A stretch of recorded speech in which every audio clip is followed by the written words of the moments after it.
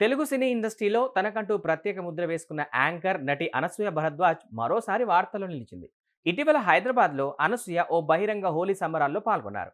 ఆమె వేదికపై మైక్ పట్టుకొని మాట్లాడుతుండగా కింద ఉన్న కొందరు ఆమెను ఆంటీ ఆంటీ అంటూ గట్టిగా కేకలు వేశారు.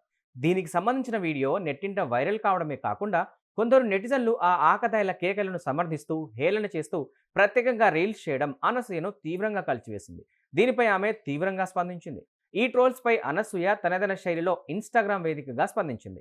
వయసును బట్టి ఒక మహిళను హేళన చేయడం ఎంతవరకు సమంజసమని ఆమె ప్రశ్నించింది.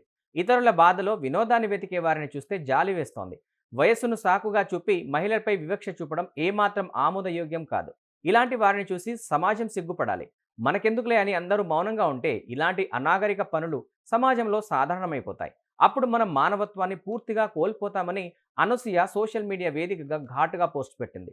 తానెప్పుడూ ఉన్నది ఉన్నట్లు మాట్లాడతానని, ఎవరికీ భయపడనని స్పష్టం చేసింది. నేను ఎన్నో కష్టాలను ఓర్చుకొని, విమర్శలను తట్టుకొని ఈ స్థాయికొచ్చా. నా ప్రయాణం, నా విజయాలు నాకు గర్వకారణం. కష్టపడి పైకొచ్చే వారిని విమర్శించడానికి మీరెవరు? అంటూ ట్రోలర్స్ను ఉద్దేశించి ఘాటుగా వ్యాఖ్యానించింది అనసూయ. దీంతో అనసూయ చేసిన పోస్ట్ ఇప్పుడు నెట్టింట హాట్ టాపిక్గా మారుతోంది.